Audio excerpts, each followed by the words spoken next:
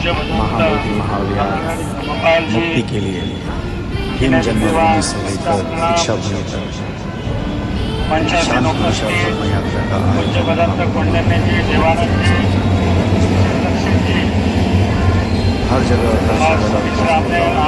मंगल मैत्री सम्माननीय प्रकाश दार्शनिक सर, सम्माननीय प्रदीप गायकवाड सर, सम्माननीय सुनील साड़ीपुत्र सर, शंकरराव जी ढेंगे सर यहाँ पर उपस्थित, उमेश रजमी भाऊ, रवि भाऊ और तमाम उपासक उपासिकाएं, सबसे पहले आप लोगों को साधुवाद देता हूँ। खासकर शंकर ढेंगरे जी महासचिव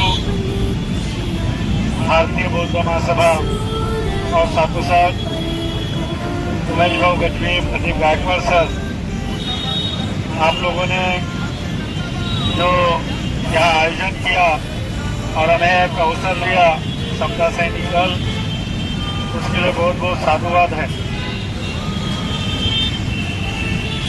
मैं इस क्रांति पवित्र भूमि में जब हम लोग, हमारी तारीख थी, पेशी थी सुप्रीम कोर्ट की, आकाश लामा जी के साथ में बैठक हुई।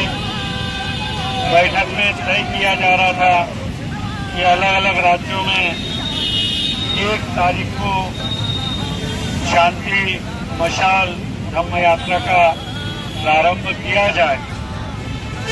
10 तारीख सुनिश्चित की गई और 10 तारीख को मुझे बोला गया कि आप ही मध्य प्रदेश में यात्रा प्रारंभ करो।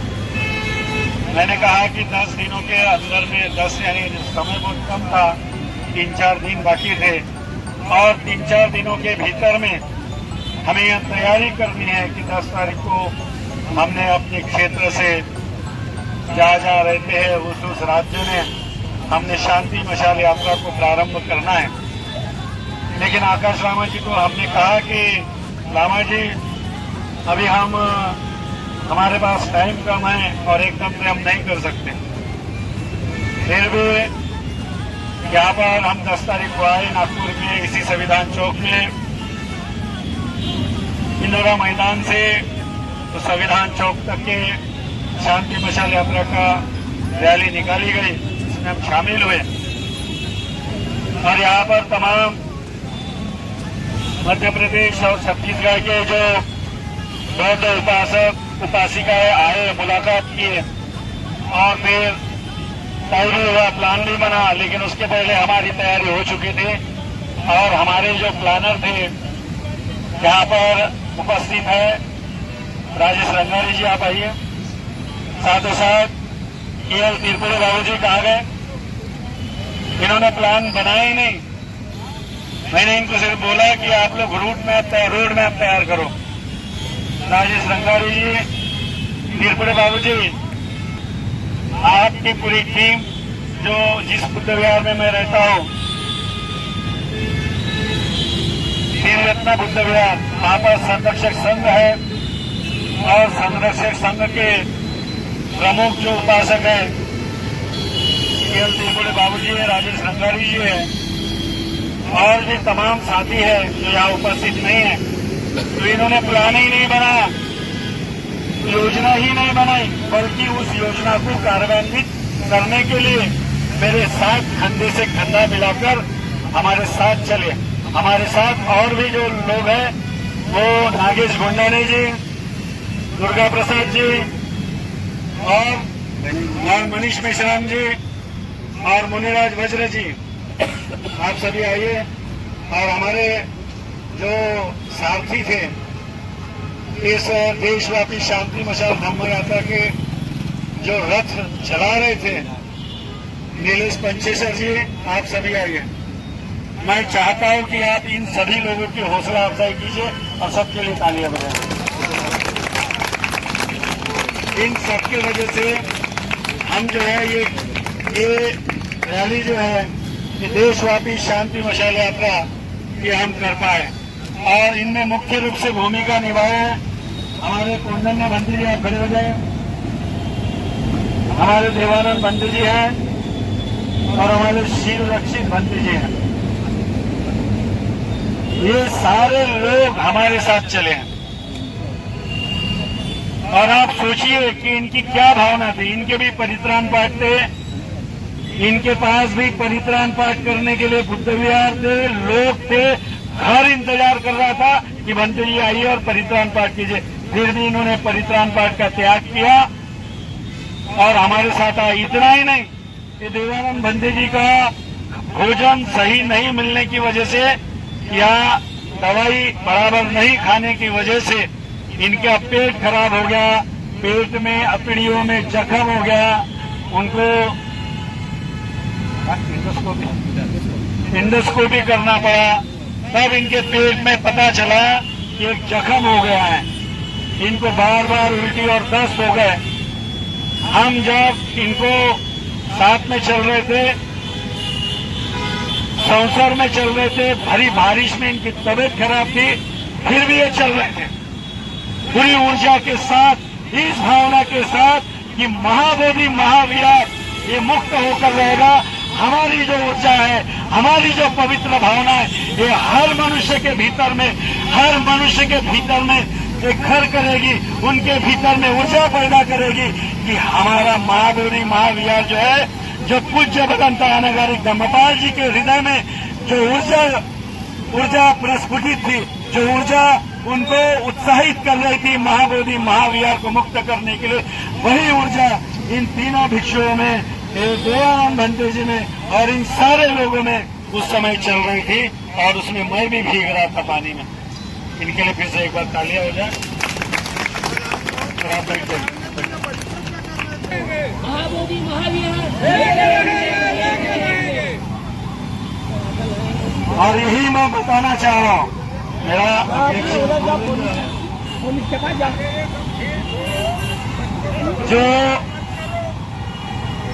जो हमारे साथ में हमारे को बौद्धिक रूप से हमारे को सपोर्ट करते हैं, प्रकाश दार्शनिक सर, सुनील सारीपुत्र सर, और खास करके हमारे उमेश भाऊ कचबी, हमारे रवि भाऊ जमारी जी, और खासकर विशेष रूप से प्रदीप गायकवाड़ सर। आप सबका सपोर्ट है, मार्गदर्शन है और आप सब लोग की ऊर्जा है। इस दुनिया में अकेला आदमी कुछ नहीं कर सकता, ये बात बिल्कुल सही है। लेकिन अकेले आदमी ने ठान लिया कि चाहे मेरे प्राणों में प्राण रहे या न रहे, लेकिन मैं अपने लक्ष्य को प्राप्त करूंगा, तो यकीनन हमारा लक्ष्य दूर नहीं होगा, हमारा लक्ष्य पास होगा और उसको हम कभी भी हासिल कर सकते हैं। सम्यक संबुद्ध ने सम्यक संबोधि की प्राप्ति के पहले एक सम्यक संकल्प लिया था कि जब तक के मुझे सम्यक संबोधि की प्राप्ति नहीं होगी, तब तक मैं मेरा आसन नहीं छोड़ूंगा। चाहे मेरी हड्डियां गल जाए, चाहे मेरी खून सूख जाए, चाहे मेरी नस नालियां जो है, नस नलिकाएं जो है वो पत्थर बन जाए, लेकिन मैं सम्यक संबोधि की प्राप्ति किए बगैर मैं अपने स्थान से नहीं उठूंगा। और उस स्थान पर बैठकर तथागत सम्यक संबुद्ध का ज्ञान राजकुमार सिद्धार्थ गौतम ने प्राप्त किया। और उसी वज्रासन को जहाँ पर ज्ञान को प्राप्त किया, वहीं पर सम्राट अशोक ने उसी महाबोधि महाविहार में, जो आज महाबोधि वृक्ष है, उसी के नीचे वज्रासन जो है सम्राट अशोक ने बनाया। जो महाबोधि महाविहार है वो सम्राट अशोक ने बनाया। हम वंदना बोलते हैं, हम गाथा बोलते हैं, वंदामि चेतियं सप्पं सप्पठानेषु पठितितं शारीरिक धातु महाबोधि बुद्ध रूपं सकलं सदा। इसका मतलब क्या होता है कि हम सारे जितने भी स्थान हैं, उन स्थानों पर जो चैत्य बने हुए हैं, जहाँ भगवान बुद्ध के अवशेष है, शारीरिक धातु है, महाबोधि वृक्ष है, उस स्थान को हम नमन करते हैं, वंदन करते हैं। और वो जो स्थान है, इमे हेते महाबोधि लोकनाथे न पूजिता अहम पीते नमस्सामि बोधि राजात्मा। और शारीरिक धातु महाबोधि बुद्ध रूपं सकलं सदा। तो जो शारीरिक धातु है वो वहां पर स्थित है और उसको हम बुद्ध रूपं सकलं सदा, हम बुद्ध के रूप में उसे देखते हैं। और जब हम बुद्ध के रूप में उस महाबोधि महाविहार को देख रहे हैं तो वो केवल एक बिल्डिंग नहीं है, केवल वो इमारत नहीं है, तो बुद्ध रूपं सकलं सदा है। बुद्ध रूपं सकलं सदा का मतलब क्या होता है? साक्षात बुद्ध है। और जब वो साक्षात बुद्ध है तो किसकी मुक्ति के लिए हम लड़ रहे हैं? महाबोधि महाविहार की मुक्ति के लिए लड़ रहे हैं। और जब साक्षात बुद्ध है तो फिर गुलाम कौन है? फिर गुलाम कौन है? तो गाथा के अनुसार हम देखें तो महाबोधि महाविहार जिसे हम अपना शास्त्र मानते, ऐसे तथागत अरहत सम्यक संबुद्ध जो बाबा साहब ने ऐसा धम्म दिया, भगवान बुद्ध का धम्म दिया जो स्वतंत्र समता बंधुत्व न्याय पर आधारित है, जो भाईचारे स्थापित करने पर महत्व देता है, जो न्याय का पालन करने के लिए महत्व देता है, जो एक मानव को मानव समझने इतना, प्रेम करने इतना महत्व देता है, सारे भेदभाव मिटाने की प्रेरणा देने वाला धम्म है। ऐसे धम्म को आदर्श समाज निर्माण करने के लिए 22 प्रतिज्ञा के आधार पर आदर्श समाज की संकल्पना के हेतु से बाबा साहब ने ये जो हमारे को पवित्र भगवान बुद्ध का धम्म दिया, जिन्हें हम शास्त्र मानते हैं, ऐसे धम्म के हमारे धम्म के संस्थापक महाकारुणिक तथागत सम्यक संबुद्ध का जो रूप है महाबोधि महाविहार जिसे हम मानते हैं, समझते हैं, वो क्या है? किसकी मुक्ति कर रहे हैं? मुक्ति का मतलब क्या होता है? कोई गुलाम है तभी तो हम मुक्ति कर रहे कि नहीं कर रहे? कोई बंधन में है तभी तो उसकी मुक्ति की बात कर रहे या नहीं कर रहे? कर रहे या नहीं कर रहे? बंधन में है तो उन्हें बंधन मुक्त करने का अधिकार किसके? प्रदीप गायकवाड़ सर ने बोला कि बाबा साहब का एक चश्मा कोई हिला देता है तो हमारा हृदय हिल जाता है, लेकिन भगवान बुद्ध का महाबोधि महाविहार कैद में है। आपको नींद कैसे आती है? मैं ये समझता हूँ। आपको नींद कैसे आती है? मोबाइल में आप रील दिन भर देखते रहते हो, ये मोबाइल की रील देखने का समय आपके पास कैसे आता है? और ये भावना नहीं आती है कि महाबोधि महाविहार को, भगवान बुद्ध को उन लोगों ने गुलाम बना के रखा है, महंतों ने अतिक्रमण करके रखा है। ये भावना क्यों नहीं आप लोगों के भीतर में जागती है?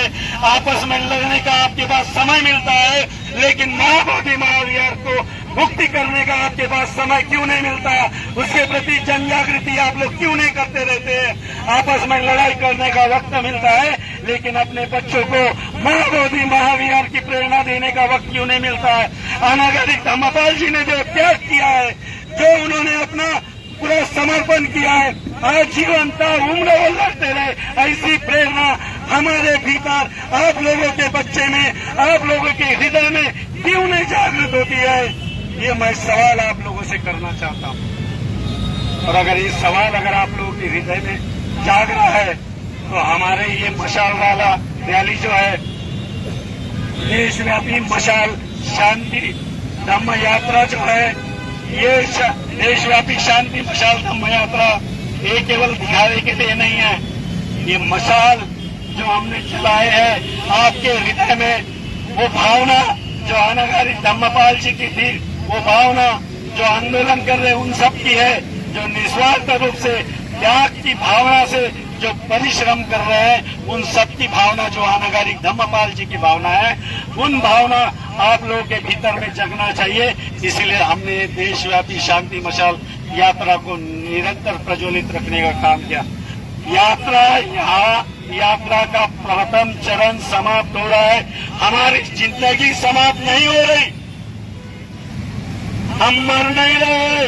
अभी पवित्र दीक्षा भूमि में हमने संकल्प लिया, फिर से संकल्प लिया, जो मऊ में लिया था वही संकल्प आज यहाँ पर नागपुर की पवित्र दीक्षा भूमि में हमने दोहराए और हमने बोले कि जब तक हमारे प्राणों में प्राण रहेंगे, तब तक ये लड़ाई और महाबोधि महाविहार जब तक मुक्त नहीं होता, तब तक ये लड़ाई हम लड़ते रहेंगे। चाहे चाहे कहीं से भी हो, ये यात्रा यहीं पर विराम क्यों ना दिया हो। प्रकाश दार्शनिक सर ने जो बोला है कि आंदोलन करने वाला जो आदमी है कभी शांत नहीं बैठता, मैं सहमत हूं इस बात से। किसी ने मुझे बोला था कि भंते जी बोले आप कहाँ जा रहे हो, आंदोलन करने सभा में जा रहे क्या? अरे बोला मैं खुद आंदोलन बन चुका हूँ, अभी सभा का क्या, हम जहाँ खड़े हो गए वहाँ आंदोलन चालू हो गया। 100 सभाएं हमने लिए और बालाघाट में एक दिन में 20-20 सभाएं हमने लिया। 4 दिन रहे, वहीं पर 40 से 50 सभाएं बालाघाट के हर तहसील गांव कस्बों में हुआ है। और मैं साधुवाद देना चाहता हूँ पूरे पूजनीय भिक्षु संघ को और आप सभी उपासक उपासिकाओं को। आपने सभी ने हमारी बात शांत चित्त से सुनी, इसी अपेक्षा के साथ कि ये जो शांति की मशाल जो अग्नि है वो अग्नि आपके दिल में भी जलना चाहिए, जो मेरे हृदय में जल रही है। वो शांति की जो अग्नि है वो आपने हर किसी के हृदय में जलाना चाहिए जो हमारे हृदय में जल रही है, और उसके लिए हर कुछ दांव पे लगाने की तैयारी होना चाहिए। तो ये बोलते हैं भंते लोगों ने ऐसा नहीं बोलना चाहिए, मेरे को अक्सर बोलते हैं भंते जी लोगों ने गुस्सा नहीं करना चाहिए। तो क्या करना चाहिए, वहां पर महाबोधि महाविहार में भगवान बुद्ध के खिलाफ, भगवान बुद्ध के उपदेशों के खिलाफ वो बम्बन जो है घंटी बजाता है, वैसी घंटी हमने बजाते रहना चाहिए क्या? उसको फुकट का पेमेंट मिलता है। बाबा साहब ने बोला है भिक्षुओं पेट के कुचाली बनकर जिंदगी नहीं जीना। हम बाबा साहब के बच्चे हैं, मैं बुद्ध पुत्र हूँ, मैं बाबा साहब का पुत्र हूँ, तो मैं किसके हिसाब से जीऊंगा बताओ? बिहार में वर्षवास करो, ध्यान करो, नमो तस् भगवतो अनजस होइन तस। ये अच्छी बात है ध्यान करना, लेकिन अभी वर्तमान में क्या चल रहा है? भगवान बुद्ध ने बोला वर्तमान में जियो, तो वर्तमान में हम कैसे जी रहे, कैसे जी रहे? ये बात समझने की है। मैं उमेश भाव को और रवि भाव को धन्यवाद देना चाहता हूँ। इसलिए धन्यवाद देना चाहता हूँ क्योंकि इन्होंने, जब मैं महाबोधि महाविहार से वहाँ के पंडों से झगड़ा करके आया था और मैं जब उमेश भाव से बात किया, भाव बोला मेरे को सुप्रीम कोर्ट में जाना है, मेरे को वहाँ पे पंडों को भगाना है, बताओ क्या करना चाहिए? तो भाव ने फिर रवि भाव से बात किया और इन्होंने बताया कि बोले हमारी तैयारी पहले से चल रही है। मैं बोला और अच्छी बात है, ये बहुत अच्छी बात हो गई है, और हमारी तैयारी सुप्रीम कोर्ट में जाने की। मैं भी तो वही बात करने आया हूँ, और किसी भी सूरत में हम कोर्ट में जाना चाहते हैं और वहाँ के पंडों को हम भगाना चाहते जिनसे मैं झगड़ा करके आया। तो उमेश भाव ने रवि भाव के साथ में मिलकर हमारे चर्चा किए, और रवि भाव जो है, मैं भाव इसलिए बोलता हूँ क्योंकि मैं बचपन में ये लोग क्लास लेते थे और मैं इनकी क्लास में जाता था। प्रदीप गायकवाड़ सर को सर इसलिए बोलता हूँ क्योंकि बचपन से मैं उनको समता सैनिक दल में और समता प्रकाशन के माध्यम से बुद्ध और उनके धम्म के प्रचारक के रूप में और एक समाज के बहुत बड़े विद्वान और मार्गदर्शक के रूप में मैं उन्हें देखते आया हूँ, बचपन से देखते आया हूँ। तो इसलिए इनको मैं भाव बोलता हूँ। तो इन्होंने मुझे सहयोग किया, और रवि डम्बारी जी के जो बेटे श्री डम्बारे, वो सुप्रीम कोर्ट के ऑन रिकॉर्ड एडवोकेट है अभी वर्तमान में। तो उन्होंने बोला भंते जी आप चिंता मत करो, हमारा पिटीशन तैयार है और हम इंटरवेंशन पिटीशन दायर करेंगे, आपको अलग से पिटीशन डालने की आवश्यकता नहीं है। मुझे मालूम नहीं था कि किसी और भंते जी का वहाँ पिटीशन है, लेकिन फिर पता चला भंते जी का पिटीशन है। उस पिटीशन में भी हमने इंटरवेंशन किया 2018 में, और उस समय हजारों लोगों से मांग की कि आप यहाँ पर इंटरवेंशन पिटीशन दायर की रहे, क्योंकि राम मंदिर का जब मुद्दा चल रहा था कोर्ट में, तब हजारों लोगों ने पिटीशन वहाँ दायर किया था, तो हमारा भी पिटीशन वहाँ डलना चाहिए। तो इन्होंने जो मेरे हृदय में जो भावना आई, उसी भावना को ध्यान में रखते हुए आपके सहयोग से मैंने परित्राण पाठ के पैसे जमा किया। उनसे पैसे परित्राण पाठ के पैसे जमा किया, जो लोग श्रद्धा से दान देते, और वो जो पिटीशन हमने दायर किया वो श्रद्धा से किया। बताओ कि मनुवादों की श्रद्धा श्रेष्ठ या हमारी, हमने वो पैसा जो है दान का पैसा महाबोधि महाविहार के मुक्ति के लिए लगाया है। आज भी लगा रहे, भविष्य में मिलेंगे वो भी लगाएंगे। और मैं बार बार ये बात करता हूँ, और क्योंकि मैं किसी को मांगता नहीं हूँ पैसे, है ना, मैं किसी को आज तक के भिक्षु जब से बनाऊं 1 रुपया किसी को नहीं मांगा। और मेरे पास 10 लाख की 4 व्हीलर किसी ने दान भी किया। परित्राण पाठ करने जाता है तो 2-5 हजार रुपए मेरे परित्राण करने से मेरे को दान भी मिलता है। लोगों को मेरा परित्राण पसंद आता है, इसीलिए लोग देते हैं। अब पता नहीं क्या कारण है, लेकिन जब से इस आंदोलन में कूदा हूं, जब से इस आंदोलन में आया हूं, बड़े मुश्किल से 1 या 2 वो भी जिस विहार में रहता हूं उनके परिवार के लोगों के घर में गया हो, नहीं तो कोई परित्राण पाठ में नहीं गया हो। अब सोचो, जिसको 10,000 परित्राण पाठ में मिलता, 5,000 परित्राण पाठ में मिलता, 2,000 परित्राण पाठ में मिलता, हर दिन मिलता, वो 2 महीने से क्या कर रहा है? अरे यहाँ पर आओ तो 100-200 मिलते हैं, मैं वहां रहता हूँ तो मेरे को 5-5 हजार 10-10 हजार रुपये मिलते हैं। मैं सच बोल रहा हूँ, मैं कभी झूठ नहीं बोलता, जो सच है वो है। कई लोग तो 20-20 हजार रुपये मेरे अकाउंट में डाल देते बिना जानकारी। ये आपको बता रहा हूँ, मेरे पास कोई पैसा नहीं है, अभी भी नहीं है। हमारा खर्चा जो है वो अभी बैठेंगे, हिसाब करेंगे और आएगा। तो बताने का तात्पर्य है, हम पेट के पुजारी नहीं है। ये बाबा साहब के वाक्य को हम पालन कर रहे हैं। अनागारिक धम्मपाल जी ने बोला कि मैं 25 बार जन्म लूंगा अगर मेरा जन्म बुद्ध धम्म में होता है और महाबोधि महाविहार के लिए मुक्ति करने के लिए होता है और मुक्त नहीं होगा तो मैं 25 बार जन्म लूंगा, बार बुद्ध धम्म में जन्म लूंगा अगर पुनर्जन्म अगर होगा तो। उस भावना के हम लोग हैं और उसी भावना को हम पालन कर रहे हैं। और इतना ही मैं बोलते हुए ज्यादा आप लोगों का समय नहीं लूंगा। मैं सबका आभार मानता हूँ, सबका धन्यवाद करता हूँ, लेकिन इसलिए नहीं कि यहाँ चुपचाप बैठना है, इसलिए कि आप सब लोग हमें सहयोग करें। नमो बुद्धाय, जय भीम।